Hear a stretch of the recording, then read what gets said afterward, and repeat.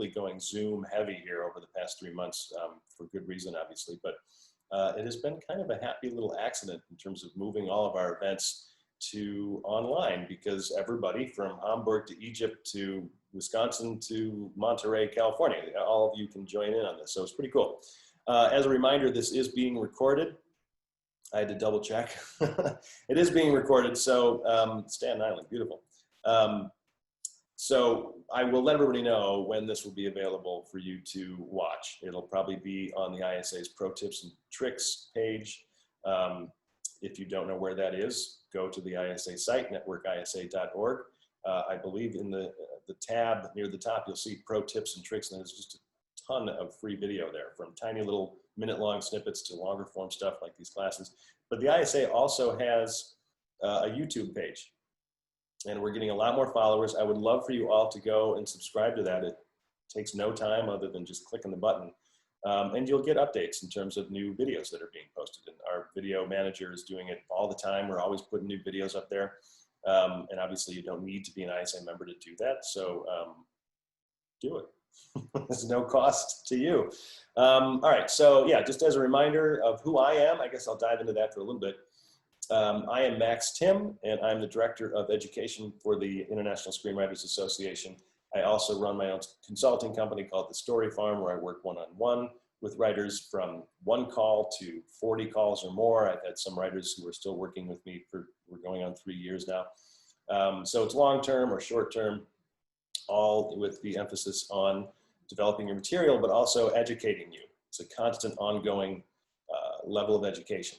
And obviously with my title with the ISA being Director of Education, I'm going to be pushing education quite a bit, but that's also why we do these webinars. I personally, and I know most people in the industry stress education, I do. Not enough people stress education.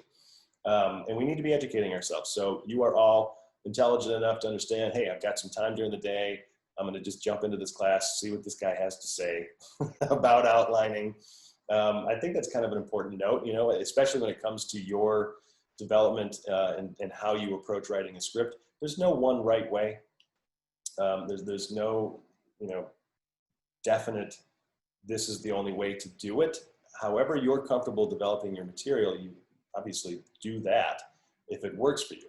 But learning different processes, getting new ideas in terms of how do I approach the early goings of your development. You know, today we're not necessarily going to be talking about the page writing, scene headings, and action lines and stuff. We're going to be talking about that pre-development work. Anyway, going off on a tangent, education's important. Kind of seems silly to even have to say that, but you know, we don't want to underestimate how important it is to just get a little bit better every single day.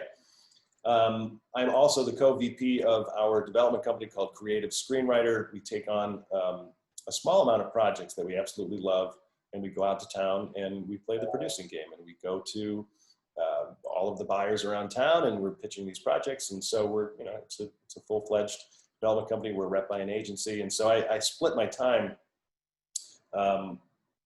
well, 3 ways, really more than that, because I'm a writer myself, screenwriter and author. So anyway, I'm busy, but not too busy to jump on these webinars. I do this once a month, and I'm going to continue to do it every month as long as I am capable and as long as everyone shows up. So anyway, that's who I am. Today we're going to be talking about outlining. As far as the email I sent over, you should check out being a Connect member, because this is the last time we're going to be doing it for free. And if you can afford $10 a month, you're going to be getting a lot more than just these webinars. But then also, oh, let me give you the code for half off for the craft course.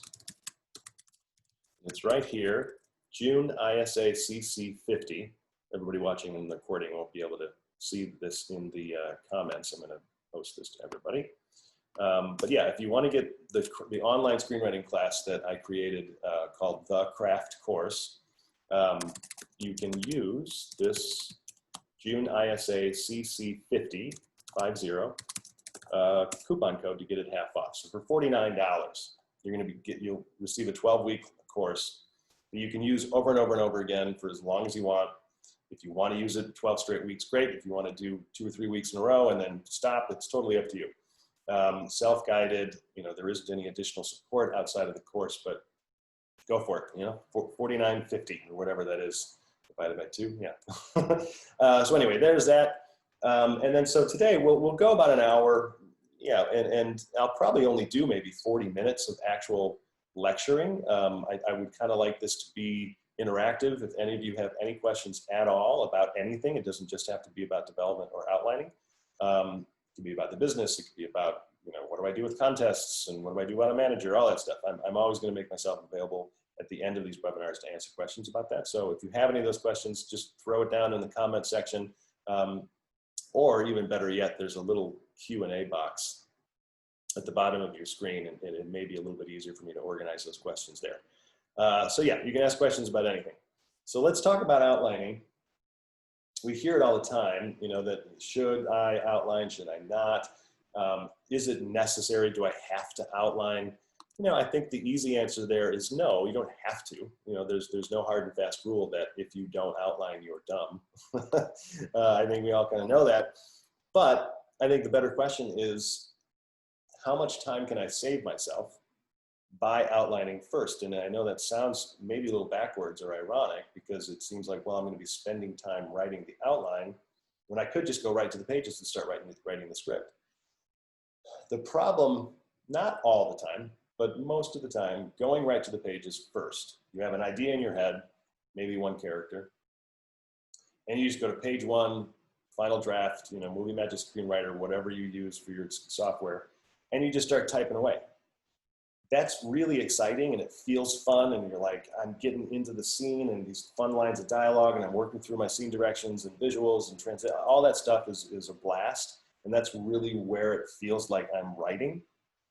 But by the time, and I'm speaking for myself just as much as all the writers I've worked with, by the time you get somewhere around page 25, 30, 40, 45, if you're lucky, you kind of lose steam. You don't know where you're going anymore. And then you start questioning yourself. You're like, oh gosh, maybe this scene isn't all that great. And, you know, we end up kind of accepting, I shouldn't say kind of, we end up accepting the first version of a scene as the best version. And rarely does it work that way. Usually you throw a version of a scene down and you're like, okay, I like the mechanics of it. I know what the point of it is. I know who's going to win the scene. And it's like, you know, there's some form of a conflict, but how I'm getting there may not be as good as it could be. And you always have to be coming from that place of you know, a healthy self-criticism. You don't want to be killing yourself and making yourself feel horrible, but you've got to be questioning yourself. You know, is this scene the best version of this particular scene and what I'm trying to get across?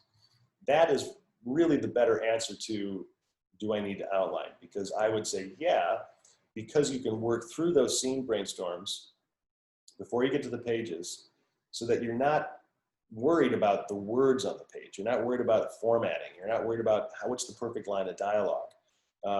You're just crafting what the scene is supposed to be presenting by way of plot, by way of character. Is it an emotional scene that has nothing to do with plot? Is it all plot?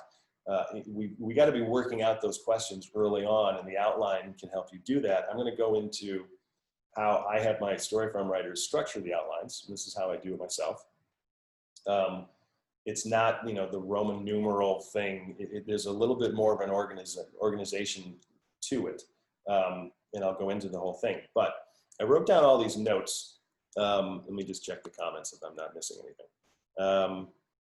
Give me 6 hours to chop down a tree and I'll spend the first 4 sharpening the axe. There you go. Yeah, exactly. You're going to save time by working all this stuff out. And that's when, you know, I have my story farm writers probably spend about 4 or 5 weeks, sometimes more if the project just isn't really clicking, just in the development, brainstorming, outline stages. But what we find is that 4 or 5, sometimes 6 weeks in, you already know everything that's going to happen and virtually the exact how, meaning I know this scene is going to be right here, and I know the purpose of this scene, and I know the mechanics of that scene and what's going to happen in it. I may not know the lines of dialogue yet. I may not know the exact visuals in terms of how I'm going to present them on the actual page, but I know that these are working. I can see the flow. I see the emotional structure to the project. I see the relationships evolving. I understand that the plot has been set up properly at the right time and all the stupid, you know, by page 49, all that crap. That's been figured out. So then you get into the pages, you open up Final Draft, and you've basically written the script already. It just isn't in script form. Then it's more fun, because now it's like, all right, I've got this great scene I've brainstormed, and I know basically what's going to happen. Let's actually make it happen. And now you don't have to worry about, is this the right scene anymore, and is it in the right place? You just have that much more confidence going in to write the scene. And like I said, that's where the fun actually takes place, in crafting the scene, the visuals, the feeling, the tone, and the lines of dialogue, if it's funny, if it's scary. So I made all these notes before for the webinar here. And I don't know, part of me feels like I should just read them, but I'll try to, glance every now and then. But the problem with outlining is that, like pages, you can't really just open up a blank Word document and go, okay, 1, this happens, because you haven't really worked out what happens. So you have to start at really a free form, long form level of just open freehand writing. Like here's the brainstorm of the concept itself. Talking about tone. How does my voice come into play? How am I connected personally to the story? Why do I want to tell this story? What's the general hook of the project? What's really making it special and unique, and what's making it stand out from all the others? You really have to work through those questions, and it could be 15 minutes. Like, it's not like this is a long process. You probably already know, but you can't rely on your innate storyteller to just allow it to come out. You just can't. Even like the most gifted writers in the world, Stephen King, he still has to work through what's going on, what's happening, why am I telling this? Even if he's just doing it in his brain, and he's been doing it quite a bit longer than we have. So he's gotten into that repetition, I'm sure. But for us who are still kind of on that verge of, we haven't quite broken out, we've maybe made some splashes, or we're just starting, it really doesn't matter. You've got to be working through these conceptual ideas first. What makes it special? What makes it unique? Why am I writing this? And what do I want the audience to experience and see and feel, and from a genre stance to the actual individual character meaning, we want to just break that down, and it can be kind of fun to do that. Second, then you get into the characters. Who are they? What do they want? What are their plot goals, their emotional goals? What do they need versus what do they want? And that's a tricky one, because we have to have this understanding that there are kind of 2 reasons for a story to be told, right? You have the general plot goal, save the princess or prince, or get the treasure, escape the city. They're all basic plot-oriented goals. But there are also much more intricate emotional reasons for the character to experience the pursuit toward the goal, right? So we start out thinking the character wants this, and the character then pursues it, either reluctantly or willingly. Find the treasure. But as they're trying to find the treasure, they're actually learning things about who they are by way of the relationships they're having, the difficulties they're coming upon, and they change in some way. And I'm talking a little bit more about a feature here than TV. I'll get into TV, but the whole purpose of the story is to have meaning and message and some level of theme to come out, even if it's just a little bit. You might be writing a popcorn movie like A National Treasure with Nicolas Cage or something, which is great. I love those movies. Or we have something much more meaningful, etc. You have to be able to know, what does the character actually need? And that need gets fulfilled, usually without realizing. There's this level, like watch any Pixar movie. Character starts out thinking that she needs to experience or achieve this. And by the end, there's a whole new lesson learned. Disney movies, animated movies have much more of an arc. It's a larger feeling of change. Not every movie needs a major change like that. Anyway, that's the difference between what do they want versus what do they need. So that's like, okay, what are their emotional goals? Maybe they don't have emotional goals because they don't realize they need to experience something. But you as a writer should know the emotional goal is this. I want to get the character there. What do they need versus what do they want? So I just talked about that. And then just go, through long form freehand brainstorming for all of the characters, really trying to just focus on the primary 3, main character, the secondary character, the person that goes on the adventure or journey with the main character, and then the opponent. You might have a secondary character, whatever construct you have for your project. You want to do the brainstorming for all of those characters. and really stay there for a while. You know, you want to get to know these characters. What's their backstory? Understand their wounds. Where did the wound come from? What are they afraid of? Why can't they be the best version of themselves? You really want to understand these things. And so I make my writers spend some time there within this character brainstorming level.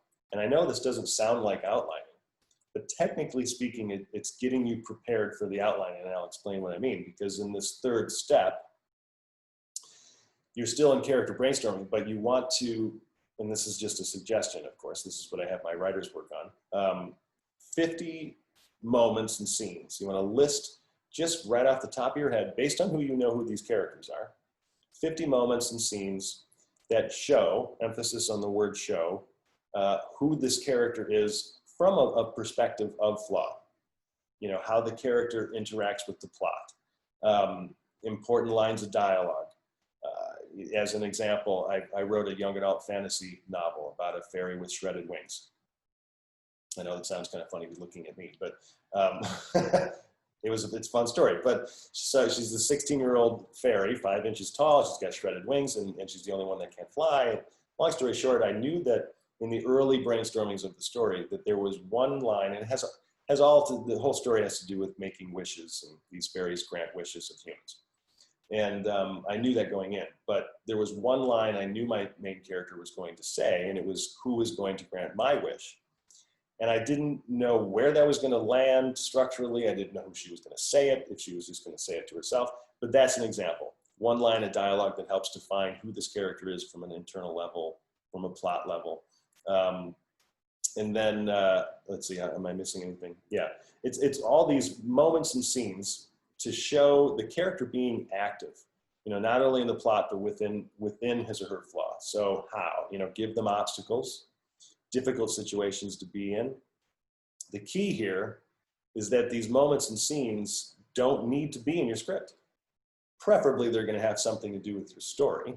You know, I mean, you're going to have something to do with the plot, because when you have a new idea, you're probably just going to be, you know, thinking of that particular plot, story, and goal. So of course, that's the natural tendency, but they don't have to end up in your script.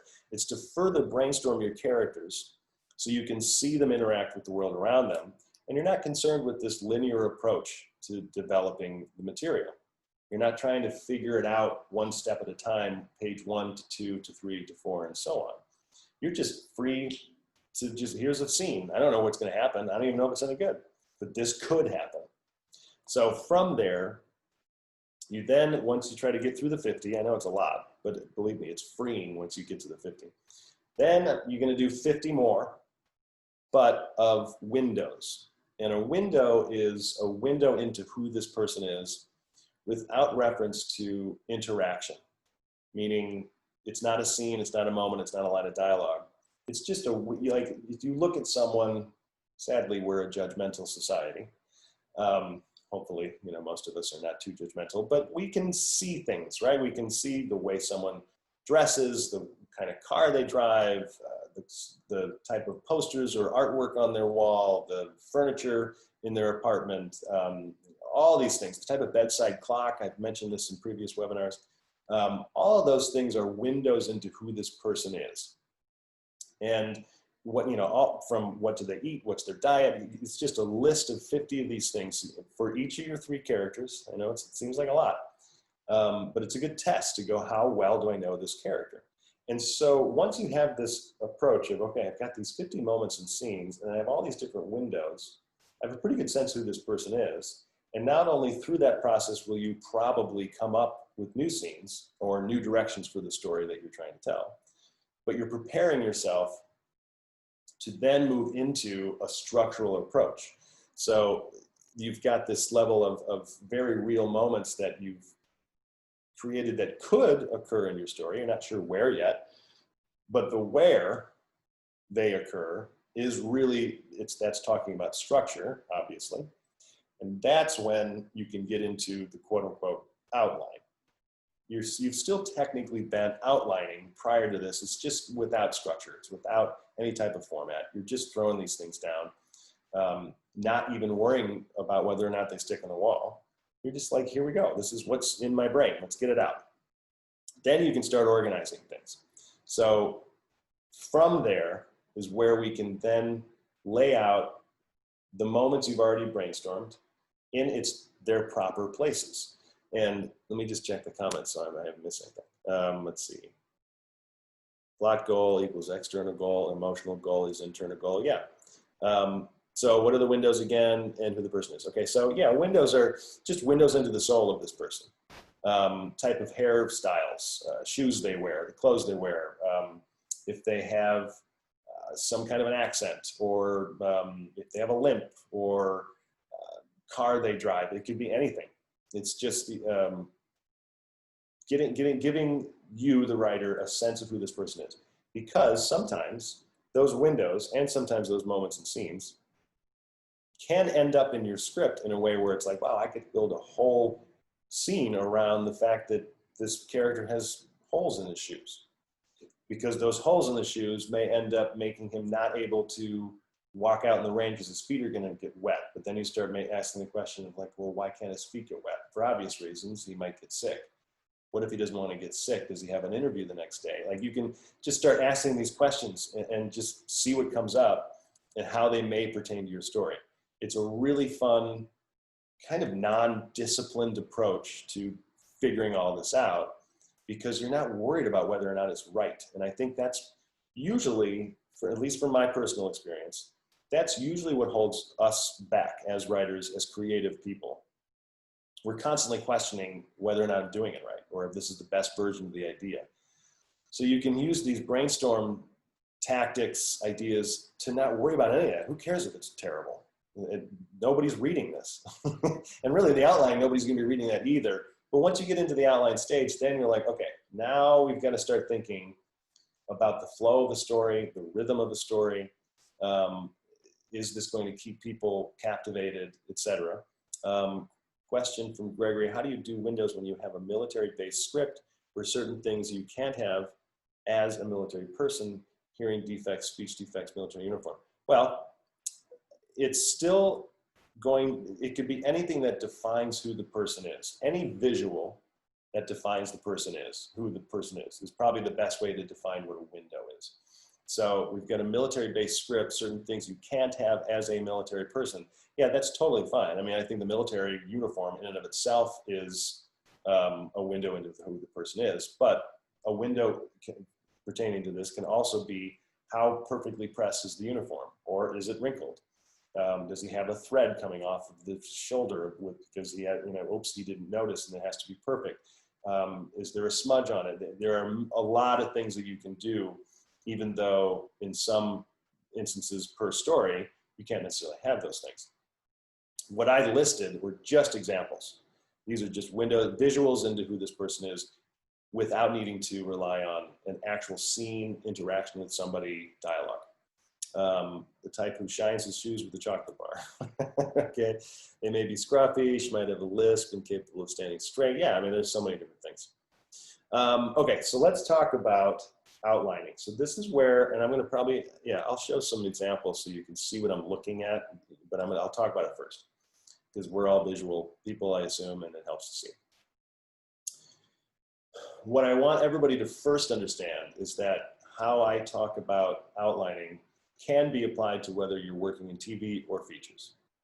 If you really pay attention while watching a TV show, while also watching a movie, you'll notice that regardless of length, if you get a half-hour comedy or a 2-hour movie, the rhythm is pretty much the same.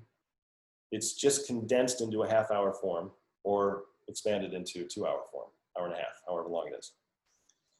What I mean by that is that you are still going to be presented with some form of a character setup. Here's who the character is. You're still going to be set up with a setup. Some people call it an inciting incident. I call it a setup event or series of events. You're presenting the character with an opportunity, whether they see it as one or an obstacle. You are still presenting who the secondary character is going to be that goes along on the ride with this character. You are still then going to be jumping into some form of a new world, like Joseph Campbell calls it, once you get into the second act of a feature. Even in TV, you're still going to be moving into, okay, now here's the pursuit. We're going to go attempt to accomplish this thing. You're still going to have a major complication in the middle of the story where everything changes. We can't do it that way anymore. We have to do it this way. There's also an emotional change because, it's either an early failure or an early high point success. You're still going to be leading the story toward a major low point. We failed. And you're still going to have some kind of a climax. Every single story, I don't care how long it is, has that basic rhythm to it. So even though when I'm talking about the outline, it's usually going to be in reference to a movie, I'll show examples of how a TV outline can work. Point being is that we still need to brainstorm what these beats are. I call them sequences. I don't necessarily like the word beat because it's really specific to one moment. Say if the cat references beats, but there are like, how many beats are in a story? I mean, hundreds. You get one moment of pause could be considered a beat. I think it's too open-ended of a word. Sequence allows you to group these things. Okay, I have this many scenes within this sequence, and this sequence is supposed to be presenting this, the setup event or a secondary character introduction. So yeah, outlines consist of sequences. So how I approach an outline is breaking it up into 12 sequences. It's a little trickier with the TV show, and I'll show you what I mean by that. But we'll just use the feature approach as an example because it's a little bit more defined. You've got a beginning, middle, and end. It's a little more defined. So sequence 1, 2, and 3 make up the first act of a feature. Sequences 4 through 9 make up the second act. Sequences 10, 11, and 12 make up the third act. Some consultants have 10 sequences. Some consultants talk about 8 sequences. Really, whatever works for you is best. This is my route. This is the way I do it. I like seeing more detail, and that's why I went with 12. And it just feels a little better in my mind. That's my opinion. But sequence 1, 2, and 3, making up that first act. So sequence 1, and this is how you outline. You just reference, you start your outline. Okay, sequence 1, and you write out, here are at least 3 scenes that occur within these sequences. Usually a sequence has more than 3. Some might only have 1 or 2. No sequence is created perfectly equal. Generally speaking, they have about 5 scenes. Again, some might have 1, some might have 8. But anyway, sequence 1, main character stage of life, arena. You want to show the flaws. Who is this person? The traits of this person. This person is living in his or her normal world, right? This is before all this stuff has happened. So there's an emphasis on who this person is, this unconscious emotional want and motivation. We understand who this person is because we see what they wish they had, or they have everything. And they're like, whatever, I'm bored. Whatever it is, there's some kind of a want, whether they're conscious of it or not. And it's a presentation of who this person is. And you can take 3, 4, 5 scenes to do that. Because sometimes you might have multiple characters. You might have the secondary character, which I reference here, introduced in the first sequence. So you don't have to wait until the third sequence. Now I'll explain that. Nonetheless, sequence 2 is a new opportunity, series of setup events. Like I said, some call it the exciting incident. More importantly, it's a presentation of how the opportunity can help solve a problem that the character either knew she had or didn't know she had. 40-Year-Old Virgin with Steve Carell is a perfect example. He didn't think he had a problem. He was worried about the fact that he was a virgin, but he didn't really think the problem was within this level of, I'm terrified of asking a woman out. He probably somewhere deep down knew it. It was more of just, oh my God, I'm old and I haven't had sex yet, and that's what I'm worried about, right? So the new opportunity then is his coworkers saying, we're gonna get you out on a bunch of dates. He didn't really want to do it, but he's just pushed out. Sequence 3 then, the secondary character introduction. We're gonna, again, each of these sequences have 2, 3, 4, 5, 6 scenes in them. The secondary character introduction is not necessarily, on page 20, the second most important character in the script shows up for the first time. That doesn't necessarily mean what it means. It's how that secondary character is going to personally affect the main character. We see within this sequence now the importance of the secondary character, how that secondary character is presenting support, what that character is going to actively do, how that person is going to emotionally support the main character. So we're still, this is outlining. I'm just kind of talking about the structural approach to any story, but in terms of how the outline will look, you're pretty much, it's just going to look like this. Sequence 1, 2, 3, you're going to write out a small paragraph of detailing what those scenes are. It's difficult to keep it in a small paragraph. But you're just writing, this scene happens, and this scene happens, and then this one happens, and then this one happens. It's just an open-ended, generally speaking, you've got 6 to 8 pages per sequence. Here's what happens in this 6 to 8 page sequence. Maybe it's 10 pages. And then you get into the sequence, or act 2, sequence 4, 5, 6, 7, 8, 9. And they're all in reference to very specific things that are supposed to be happening within that sequence, generally speaking. I know that's really confusing, but this is very formulaic. The issue is we don't always have to work with a formula, but knowing it can at least help you change it every now and then, right? You're like, well, I don't really want to spend that much time with all these fun and games in sequence 4. I want them to experience the world quickly, or they already kind of know the world, and so they're going to be going into a little bit more of this. Real obstacles are introduced.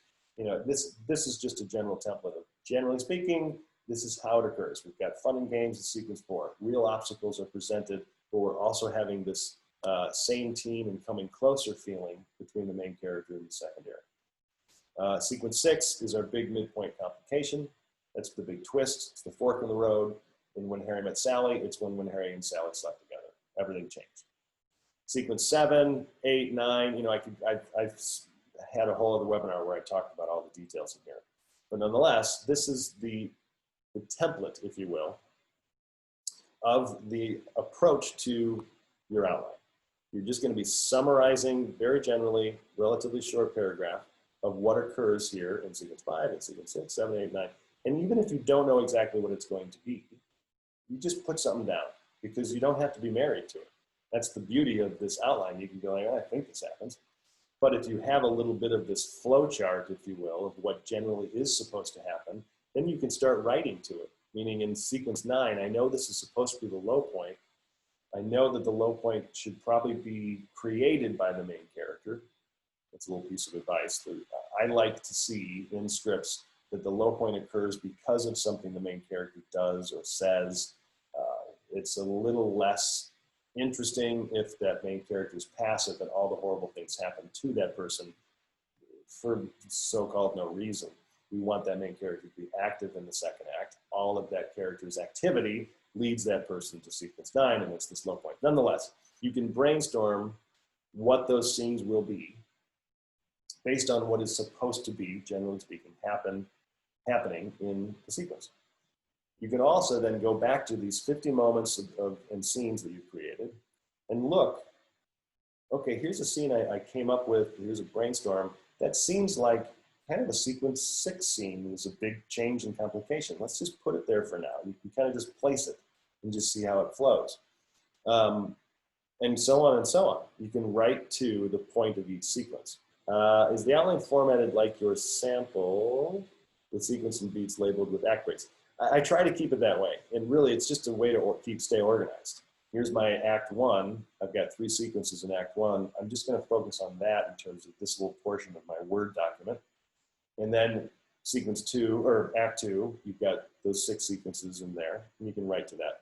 So we get a copy of the example. So Nancy, I share this example with all of my writers and clients, and it's also on the craft course. I feel bad saying that, but this will be recorded. You will be able to go back to it, and you can always rewind. And sending out 600 emails for everybody to have a copy of this. I'd prefer to just keep it here. So I apologize for saying no, but hopefully this helps, and you can always go back to the recording. It is in the craft course. Yeah, it's in incredible detail in the craft course. Let's see. Christy is saying another webinar, Corey Mandel advised against the formulaic or X with twist type of scripts. He basically said that nowadays only pitch perfect original scripts which will be produced is this sequence approach too formulaic. At the outset of looking at it, absolutely too formulaic.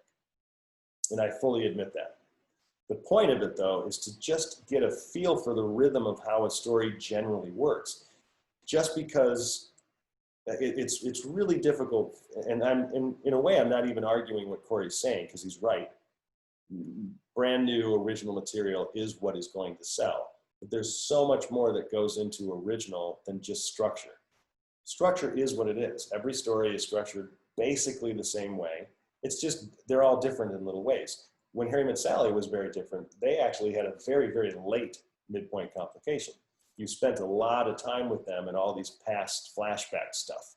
And that was pretty new for a romantic comedy back then. But they still have main character introduction, secondary character introduction, setup event. You have all these things still occurring. They just may not be happening perfectly on page 28, page 47.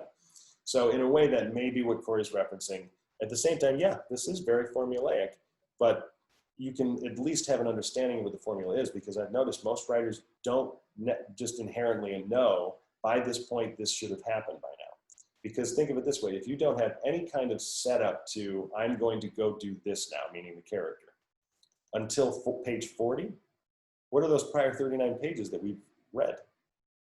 It better be the most unbelievable writing we've ever read in our entire lives. Otherwise, we're going to be like, let's get to it. What are we waiting for? You know? So there can absolutely be a balance, and you're more than welcome to change things up. But study movies, study TV shows, and I'll get into the differences, and just see how they beat these things out, because they all pretty much go the same route. What makes them original is usually the content, the voice, how they approach a complication based on the story itself. It's really nuanced, and it's tricky to just say yes or no. I'm working on 2 screenplays at the same time. Is it okay, or is it much better to concentrate on one of them? Let's see. You can get 2 questions. So I would suggest Shaden, I hope I'm saying your name correctly, to try to work on one at the same time. But then again, everyone's different. It's hard for me to say, like I said, there's no definitive yes or no. If you feel confident that you're going to be able to put the proper amount of energy and creative energy into each script, sure, work on both. But you know, I'm usually a little wary in terms of how much energy and time we have. I mean, some people may have a ton of time, you know, we might have 40 hours a week that we can spend on writing. But do we have the mental time? Because it can be exhausting. And are you serving that script as well as you can if you're also thinking about another one? So that's the only question I would ask. If you feel you can do it, then I go for it. In terms of my story farm writers, when I'm working with them one-on-one, I do suggest that we just work on one at a time, mainly because I also have 30 other writers that I'm trying to manage and develop, and it's hard for me to keep it in my brain. I have plotted some ideas for other scripts. Should I just outline and leave them for later on? Sure. Yeah, I mean, you can do as much work on the project as you feel inspired to do. Sometimes there are some projects that come up and you're like, I just can't, I'm obsessed by it. I can't stop thinking about it. Then just focus on that one and get it done, because you want to take advantage of that energy. Joe has a couple questions here. I do want to talk about TV stuff, and I have more examples to show. So let me just try to get through some of these questions. Boy, there are a lot of them. It's great. All right, do you think the WGA should have the same problem with literary managers that they are complaining about with agencies and packaging? Don't managers also package? Managers are allowed to produce. Really big question, Joe. The issue with the agencies is a legal one based on prior law that was created. And I'm not a lawyer, so it's hard for me to speak to exactly that. That's where most of the issues are coming up, because the agencies agreed not to have a double dip type of process. That's a big one in terms of Hollywood, and it started a while ago. But there's also a little bit of a monopoly issue. Again, I'm not an attorney, so it's hard for me to speak to it perfectly. Managers are more open-ended because, yes, they can produce. At the same time, managers can't produce, let's just say it this way. If a manager is producing something, they're going to get a producer fee. Let's say they get it set up and it's financed. They might make $100,000. They can't also take 10% of the writer's income. That's double dipping. So there are hard and fast rules where that's concerned. But no, the managers likely won't get into that problem unless they do start to double dip. And that's the argument that a lot of people are saying that the agencies are doing. But that they're technically double dipping, but that's, please don't take my exact word for that, because there's a lot of legalese that goes into that. What kind of outline do you recommend? An outline of just plot. Craig Mazin says he does a scriptment, which is a longer, more detailed version of a treatment, about 70 pages with subtext. You know, I try to start really small, and I'll show you what I mean. So at first, like the first version of an outline, when you've come from character brainstorming, the 50 moments and scenes, the 50 windows, the first version of it is to then consider, okay, this is one, just in reference to sequence one. Here, I'll just do this. I'll bring up this one as an example. That thing is annoying, a little bar up top. So sequence one, generally speaking, this is what should be occurring. Main character, stage of life, arena, show flaws and traits. So my first outline draft is just this little paragraph, just trying to summarize 3 scenes. When this scene occurs, then this scene occurs, then until this thing happens. And I'm purposely trying to finish each little paragraph with an until statement. So you're just telling, like Chris Soth calls it the mini movie method. So every sequence, it's like a little bit of a movie, right? You have a beginning, middle, and end, and that end is kind of like a twist that brings us into the next sequence. So this is really all the outline looks like in terms of the first iteration of it. You're just kind of setting the stage for the basics. But to go along the lines of what you were saying, is it just a plot-oriented outline? Generally speaking, the first form of it is going to be plot-related, but the scenes that you've hopefully brainstormed before you do this part allow for an emotional change in the character too, because you're also brainstorming the relationships. How are the relationships progressing? Does the main character and the secondary character start out as friends, but they start to break away because they have all these fights? That's an emotional impact to the story, which of course can also impact the plot. So in a way, you're doing a little bit of both. You're hopefully brainstorming enough of these scenes prior to the outline form here, so you get a sense of what should be occurring. And when you're through into this little spot here, getting the sequences laid out, it's probably not going to be very good. And it's okay, because you don't really know what's happening, but you're not so worried about getting all the words perfectly. This little example that I have here is a little bit of a cheat, because I wrote it after I wrote the script, and I'm using this as an example now because the script that I wrote years ago never went anywhere. But from a formatting standpoint, it's just a good example because you can see it. The content itself is extremely important. So this is really just the first version of the outline. From there, we go to a little bit of this type of outline. So here we have 1 representing sequence 1, and you have the paragraph that you wrote out, right? Then you start detailing. Here are the specific scenes that actually occur. You're referencing some of them in this overall paragraph. But then down below it, you're starting to beat out, okay, here are the scenes. I don't necessarily have major lines of dialogue yet. I don't know the exact interactions, but I generally know this is what's going to occur in these scenes. Then you can go into a much more detailed version. It's here somewhere. Where is it? I thought I had it up and ready to go. There it is. Nope, that's TV. Well, nonetheless, it would be even more detailed, and you'd you start to show scene headings. Like in this little scene, you'd go, okay, this is going to be interior, office room, and you get into more specifics about the visuals. So you really start to see the outlines really build. Just don't worry about the colors here. But here's sequence 2. You've got paragraph describing the overall, and then you get into the details of the scenes. And after you do a draft or 2 of this, you're really going to get a sense of how is this flowing? Is this working? You can still see things from a little bit of a bird's eye view. And by the time you're probably through draft 4 or 5 of this version of an outline, even getting into more specifics, which I think I actually have. I thought I did have one that was, these are all my examples, and I don't have it here. But by the time you really break it out, then it does kind of turn into what was labeled in one of those questions, a scriptment. It becomes, maybe a 25, 30-page document. But you're able to see the whole thing. But you're building it in stages as opposed to going, okay, I'm going to write my 70-page scriptment. My God, is that overwhelming? You can build it in stages. But it's also allowing you to make changes, because this isn't all going to be perfect.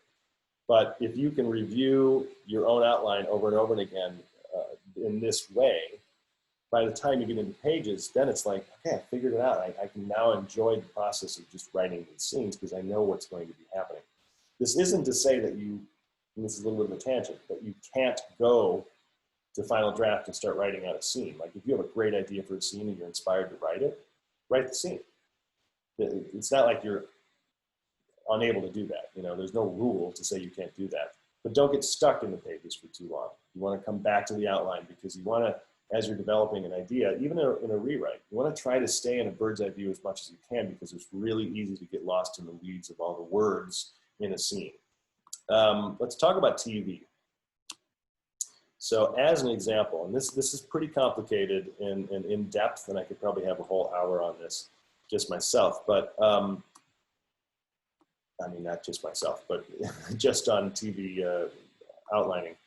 We only have about 10 minutes-ish, and I want to answer more questions. But what you technically have more to do in the TV writing process, because not only are you trying to figure out what the series is in general, how it may be able to have legs enough to last for 4 or 5 seasons, but you're also then trying to figure out, okay, what's the primary A storyline that's going to last throughout the whole series? What's the primary A storyline that's going to last through the first season? What's the A storyline that's going to go just through the pilot episode? And you have to do that for every episode. So there's a lot of work to do. But not only that, you have to figure out B story, C story, D story. And I make my writers look at the in terms of a scene level approach. Is this scene a plot-oriented scene, or is it a character-oriented scene? So I make the writer figure out, okay, the plot situation at hand here in the pilot is this. We've got this little breakdown of just the general plot, and it's the primary plot. We have the primary character situation, which really has nothing to do with the plot, relatively speaking. It's just an emotional issue that the character is dealing with and will be dealing with in that episode. And you do things, same thing for B, B, C, C, D. And this particular project was just an example from one of my writers in the past, and he wrote out, you know, here are these different situations that will be occurring in the pilot episode. He had done, prior to this, a lot of work on what the series situations are going to be. From there then, it's really pretty straightforward, and it's not looking that much different than, you know, what we have in this reference, where you're just breaking down a sequence, you know, paragraph. Here, though, he's looking at more of, okay, Act 1 is probably going to have a certain number of scenes in it, because if it's going to be on TV, you're going to have maybe 58 to 64 pages you're allowed to work with, depending on what network, blah, blah, blah. And that means, okay, each scene might be an average of 2.5 pages long. You just start doing math, and like, I think I'm only allowed maybe 28 scenes, 27, 30 scenes, you know, so you really have to be a little bit more mathematical because the structure is so much more finite. Nonetheless, he's breaking down what the scenes will be from, he probably should have written like scene 1, 2, 3, 4, but he's having scene 1 of Act 1 having to do with character situation C that he broke down here, which was Greg, Elena's stepbrother, lives in the desert, constantly late formation, blah, blah, blah.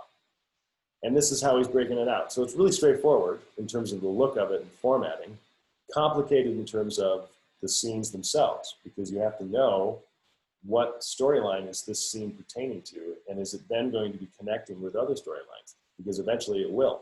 You're going to have, you know, a plot situation occur alongside a character situation. There's a lot to think about, and hopefully I'm not confusing you too much, but from a formatting standpoint and how an outline can look, you're just breaking it up in an organized way, scene to scene to scene, but you still have to do a lot more work before you get to this point. Let me quickly look at half hour. So one of my writers is writing a half-hour animated show, and she pretty much did it in the same way, right? She's got scene 1, exterior island harbor, and she just explains, here's what we're going to see in that scene. Here's scene 2, scene 3, don't worry about the colors, and so on and so forth. Granted, there was a lot of work that was done prior to getting to this point, because we have to understand that the sequences are still pertaining to even a half hour. They're just condensed a little bit more. In Act 1, you might have sequences 1, 2, 3, 4, and well, 1, 2, 3, and 4 or something. But they're like one scene at a time. Or sequences 2 and 3 are combined. You know, you're still allowing for that rhythm to take place. And that's where you can get creative and not just rely on pure formula. Let's see. Yeah, we looked at that. But nonetheless, we've got a pretty straightforward approach to how the format of an outline looks. And you're keeping track here of how many scenes we have. By the end of it, she's got 13. She wanted about a 28, 29 page half hour. That's probably about right. So TV is much more, I don't want to say formulaic, but structured in that sense, because you know you can't go over a certain amount of pages. In features, you can be like, oh, I got a 98 page script or I have a 113 page script. There's a huge difference. Working on an outline for a half hour show, I'm trying to sort out the season arc as I work first episode. Any advice? Yeah, that's a big one. A season of television. Most seasons of TV on the cable side of things, on the network side, you might do 24 episode season. Depends on the show. We'll say hour long, and it's going to be HBO. You're probably going to have 10 to 12 episodes, maybe 8 if you're Game of Thrones and it costs, $5 million to make an episode. Generally speaking, 10 to 12 episodes. With that said, we have 12 sequences, right? And actually, I think I had that broken down here somewhere. Let me show that. Yeah. So if you had, I went with the 8 episode approach. If you have 8 episodes of the first or a season of a series, episode 1 is going to be really presenting our sequence 1 type of stuff, right? Who's this main character? What is the world we're in? What are the flaws of this person? There's probably going to be some kind of reference to a setup event for the whole season. But the episode itself will also follow a little bit of the 12 sequence approach. The episode will have sequence 1, 2, 3, 4, 5, throughout. But then episode 2 is probably going to be like a sequences 3 and 4 type of approach where you've got a big cliffhanger. You're kind of ending the first act if it were a feature. You have this presentation of, here's our new opportunity. We have to go do this. A new piece of information comes into play. Maybe you even put that new piece of information at the end of episode 1. But you can start looking at the episodes almost as if they're the 12 sequences. So knowing that my 12th sequence, well, I should say my last episode, is probably going to be my 12th sequence. A little bit of this, reference to huge climax, the battle scenes where theme is stated. Depending on, like a Stranger Things is a good example because each season is a little bit of a standalone. They usually beat the monster at the end. So the last episode is going to be confronting whatever the monster is. If you notice, especially in Game of Thrones, the best episodes, in my opinion, were usually like, if it's an eight episode season, they were usually like episode 6, maybe 7. And that's because it was the low point. It's when, and hopefully I'm not giving too many spoilers away, but it's when the dragon turns into a zombie dragon. And the bad guys are winning, right? You're like, oh my God, this is incredible because we worry so much about the people that you want to win, but the bad guys are winning. So it's a little bit of a reference to low point, and it's probably episode 6 or 7, near the end, but not the very end. So you start to see a correlation from a seasonal approach for TV where they kind of match up, maybe not perfectly, but relatively speaking of the overall sequential order. Because a season of television is kind of like a full feature. It's just longer. How effective is the outline for film shorts or web series? Same thing. If you've got a short film, you're going to want to try to figure out. I look at sitcoms as like a really good short film because it's really only like 22 minutes, and not including the commercials. And a sitcom, the really good ones, like Friends, I'll just use that as an example because most of us have seen Friends. The episode begins, and I think I've used this example before, and Joey maybe walks into Rachel and Monica's apartment, and he's got a sling on his arm, and they're like, oh my God, Joey, what happened? And he's like, I broke my arm because I was trying to chase down the pizza man, and he dodged me, and I fell, and I broke my arm. Worst part about it is I have an audition today to be a mountain climber.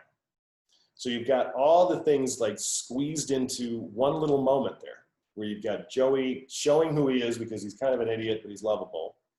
That he's an actor, that he broke his arm, and we have a real problem that he has to somehow fake his way through this audition that's coming up because his arm's broken. So we've got everything just condensed right in that little thing.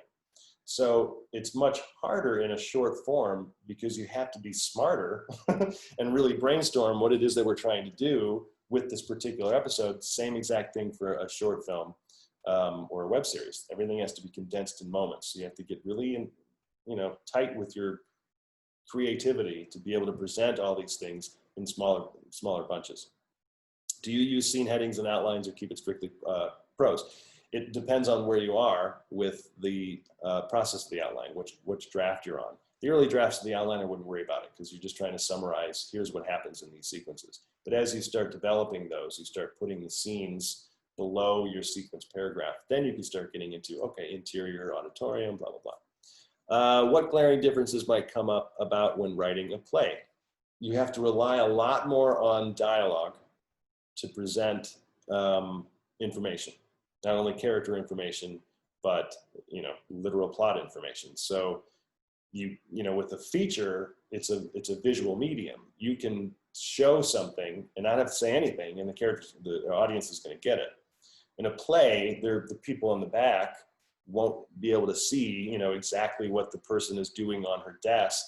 And, that visual may help define who that character is, but they can't rely on that. So it's almost purely dialogue. It's why musicals work so well sometimes, because you can get character information out about what they want. Look at Somewhere Over the Rainbow. We spent 2.5 minutes with Judy Garland singing Somewhere Over the Rainbow in Wizard of Oz. We get it. She wants to leave the farm. And she has dreams, and and it's pretty and it's fun, and we get a sense of who she is, and she really cares. And so it's, again, kind of condensing things within a moment. You can say in an outline, Judy sings this song about this. You don't need all the lyrics, but it's still relatively the same from a sequential order, like this happens, then this happens, then this happens, just to keep the sequences going. You can't really rely on the visuals to tell it. Does Act 1 need to end on page 30 with the inciting incident in that? Also, should it be undiluted low point up until then? Let's see, for example, I have a low point well-defined in sequence 1 and 2, but 3 contains an inciting incident that coincides with a spectacular fuck that is at the start of a love interest. Hence, setting up an obstacle of distance between new couple in middle act. I took this as workable because of Raiders of the Lost Ark, but seems not formulaic. Okay, that's a lot. So to answer the first question, the first act does not need to be exactly 30 pages. I would prefer it's less than that, just because it starts to get a little long, but it's not, there's no hard and fast rule. If you have something really interesting happen in those first 30 pages, and then you have kind of a defining moment to end your first act where they set off on their adventure, and it happens on page 34. Okay, as long as I was entertained for the prior 33 pages. Does the first act need an inciting incident? I call it a setup event. Yeah, it needs some kind of presentation of, here's a character with some form of an issue emotionally and plot-based, and now they're presented with an opportunity to overcome whatever that issue is. Obviously, just saying it that way sounds extremely formulaic, but that's generally what a story is. You're setting up who the character is, they have a problem, they have to solve it. Otherwise, we're watching a documentary, which are great, and I love documentaries. But a narrative story functions in that way. But I don't quite understand what we're saying here in terms of a low point well-defined in sequence 1 and 2. I wouldn't call that a low point. That's just a presentation of the character within a sad part of his or her life. The low point, a true low point, is the rug getting swept out from under a character after having gone through all this stuff to try to make something happen. That's the defining moment at the end of the second act. It doesn't work. Whatever they've been trying to do doesn't work. We don't really have enough time in the first act to allow for a true low point. So it's okay then to present, oh, I didn't get this artifact, that sucks, in reference to Raiders of the Lost Ark. It's really more so just to present who the character is. So, I mean, do what's right for your story. It's hard for me to say because I haven't read the thing. As long as it's entertaining, as long as we understand who this character is deep down, we as an audience want to root for this character in some way, and they're presented with an interesting upcoming situation they're going to experience. Jim Carrey in Liar Liar is this lawyer lies about everything. Son makes a wish that his dad never tells a lie. Suddenly the entire second act is him dealing with never being able to tell a lie. That's interesting. Not every show or movie is that hooky. You know, we don't all have that perfect concept, and some people don't want to write those movies, which is totally fine. But we want to keep that first act as interesting as possible from a character perspective so that the second act can then pay off what we've been setting up. Required reading for new screenwriters, scripts. I know it sounds like a cop-out, lazy answer, but it's true. Simplyscripts.com, I think, is a website, Simply Scripts, or you can just Google virtually any movie name plus PDF, and you'll probably be able to find it. Maybe not every single one of them. But screenplays. Absolutely have to read as many screenplays as you possibly can. Let's see. Children's stories usually have groups of characters. Do you advise making just one the secondary, or one can develop more, or all to be secondary? So you can have multiple secondaries. Absolutely. Usually you have a primary main character with a lesson to learn, whether that main character knows it or not. And then you have some form of a secondary character that's going to be the primary best friend, but then you have 2 or 3 other supporting characters. You always want to remind yourself, okay, this is Frodo's story. We'll look at Lord of the Rings. We have all these supporting characters. It's Frodo's story. Sam was his primary secondary character. But so was Gandalf. Gandalf was extremely important, but it's all about defining the role within that main character's life so you understand why those characters exist. They're going to have their own arcs and progression as well. But I think the easy answer there is, yeah, absolutely. You can have multiple. You can have multiple opponents, but usually you want to be defining the main bad guy. A writer, bad girl, I don't want to be gender specific. A writer who follows an outline is similar to an actor who uses the classical acting method. It's sort of the opposite of method acting.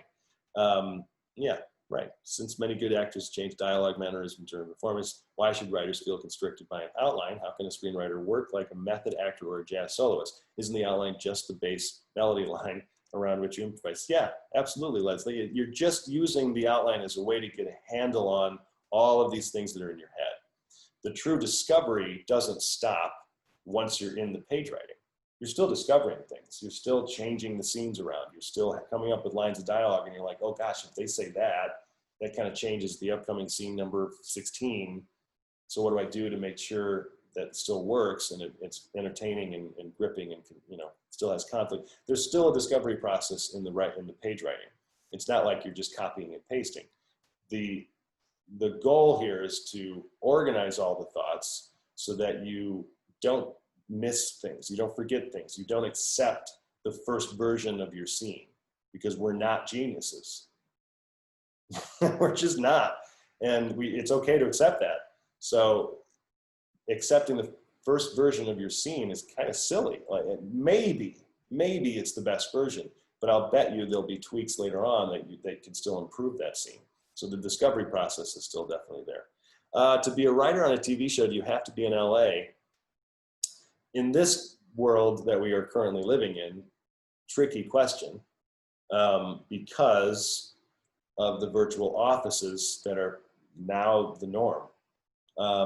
Generally speaking, I would say yes, because you want to be staffed on a show, and the shows are produced in Los Angeles or New York. Some shows are produced in New York, and that's where your writer's room is going to be.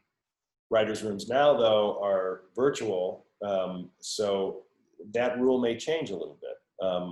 I would just try to write as many pilots as you can, write some specs of existing shows so you get a handle on it, and just see what happens. I mean, if you're offered a job to write on a show, you should probably just move to Los Angeles, because that doesn't happen very often. I know it may be difficult, you have responsibilities, and in this day and age, you may be able to work it out. Do you have a webinar or course on rewriting a novel as a movie? So an adaptation process. Not specific to just that. I mean, the course that you can take in terms of thecraftcourse.com, you can apply an adaptation process to a book. For my little young adult fantasy, I wrote the script first, then I wrote the book, so it was kind of like this reverse engineering. And what I noticed, in terms of my approach to writing the script, I did all the sequencing, and I figured out all the moments and the scenes and worked through all the characters, and I did all that in the outlining stage. It eventually turned into a book because I was able to expand on things, and it was just too big of a world to sell as a movie. So I was like, screw it, I'll just sell it as a book. you can still look at a book and outline it just like you would a film, and you've already come up with the scenes already. But the tricky part with a book is that most of the time you can't include everything. You have to come at it from a visual standpoint. You have to be allowing the character to participate, or the audience to participate in the movie. And it's a much different participation process in a book, right? It's everything's living in our heads, and you as the writer can just tell things like, this is how it is, what it feels like, et cetera, et cetera. In a movie, we have to show them. And so there's a much different writing process going from a book and adapting it into a feature, because 4 pages of describing feelings of a particular character, that has to be like a moment on screen. So it's tricky, but it's doable. You can still outline just like I've been showing here in terms of the sequences, and just try to whittle things down. Am I doing too much? Are there too many scenes? Is there a character that just isn't necessary? Do I take that character out? So there's some tough decisions to make. Let's see, did I miss anybody? Oh, best screenplays I've ever read. What made them stand out? Good question. The script that made me want to be a screenwriter was John Irving's The Cider House Rules. It was based on a book, but it was converted into a script. And it was just mainly, not necessarily saying it's the best screenplay ever written. It was incredibly well written. But for me in college, taking screenwriting classes for the first time and trying to understand what it is that screenwriters do, I saw it in the script. Like, wow, you can still be emotional and meaningful and touch a reader just in a screenplay, which is just, it's so visual based and it just looks weird and it's hard to read, but there was still this level of discovery of emotion and meaning.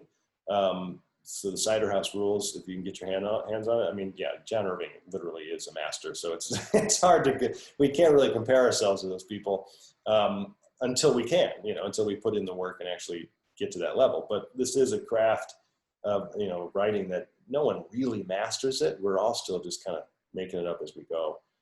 So go easy on yourselves, but these examples that I've been showing all of you in terms of the outline, if it doesn't work for you, don't do it. It's like, it's not like you're going to walk away from this webinar going, God, I've been doing it wrong the whole time. Not necessarily. These are just additional ways in which you can look at a project. I think the best advice I can give you from an outlining perspective would be to try to stay at a bird's eye view approach for as long as you can, and don't get too quickly into the real specifics, and then stay there, because you start to lose I always hated this cliche line of the forest for the trees, because it just doesn't make any sense. But you don't want to lose that perspective of seeing everything. Okay, here's my project in this little spot, and I can see it flow. I've got like a heartbeat, and you can just feel it. Then you can start getting into the nuanced moments and scenes, so you just have a better understanding of what it is you're trying to say, because it's really easy to lose that meaning. And especially in today's entertainment market, Hollywood is very much looking for projects that have something to say. What are we trying to do for society? How are we allowing what we know and love to maybe change the minds of what other people are thinking, but we're doing it in a subtle way, and we don't have to force it on people. Like, that's really hot in Hollywood. It's always been kind of popular to try to have a meaningful thematic project out and about. It's not to say you can't write goofy comedies. Nonetheless, I'm kind of rambling at this point, but I think those are all the questions, and they were really great questions, everybody. I think, how hard is it to make a good movie script from book shorts like Shawshank Redemption? I think the easy answer there is that it's really, really hard. It's really hard because you have a whole bunch of things to brainstorm. And you have to expand a story, and there's new scenes, but you can still at least, the positive part there is that there are still meanings and messages that you want to get across. Then it's just brainstorming moments and visuals that are going to show that. Are producers reading scripts now? Is production ramping up? Yes and yes. Production, kind of. They're still trying to work out the plans of how that's going to work. There are a lot of things they're trying to figure out, but it is slowly beginning to start up. The producers are absolutely reading more material because they have more time. They're not saying yes to a lot of material, but they are saying, yes, I'll read. It doesn't necessarily mean that they're going to say no, but in our development company, in terms of going out with projects right now, it's been easy to get people on the phone and on Zoom and have meetings and just talk to them about what they're looking for. Not easy to get responses back after sending material. And that's not because they don't like it. It's just, what do they do with it? Like, yeah, even if I love this, okay, but how much are we going to spend in development? So it's a weird time, the best time for writers to just try to churn out as much material as you can. If you have only one script, you have to just kind of remind yourself that's not enough. I need 4, 5, 6. I need to get a whole slew of these projects down to prove that I know how to do this. And just try to get some wins or placements in solid contests, get notes from people. Just spend this time as much as you can working on your craft. That is to say, though, at the same time, because of how much turmoil is going on through the world and how it is scary and weird and scary things are happening seemingly on an hourly basis, it's okay to be overwhelmed and then say to yourself, I can't write today. So there has to be a balance. If you're not feeling the creative process, wait it out, but don't wait it out too long. It's kind of like working out. If you don't go to the gym for 5 months, by the time that 6th month rolls around, it's really hard to go to the gym. So you got to have that balance. But anyway, thank you, Jessica. That's very nice of you to say, and I'm glad I can help Brenda. This will be available via recording. Just kind of stay tuned. We'll send out an email. We'll let everybody know how and when it's available. You should definitely check out networkisa.org in the pro tips and tricks section. There's so many videos there. You can go to thecraftcourse.com. If you want to work with me one-on-one, you can just email me at max@thestoryfarm.org, or you can just go to thestoryfarm.org and just take a look at what I have available. I do have some spots available on my roster. It's limited though, because I have so many things going on. But if you want to work with me one-on-one, there's some spots. So I think that's everything, everybody. We had perfect timing, and I'm not too worried about how all of you are going to fare in all of this. Just keep working hard, do what's right for you, and don't lose the inspiration. Find ways to stay up. All right, everybody. Thanks.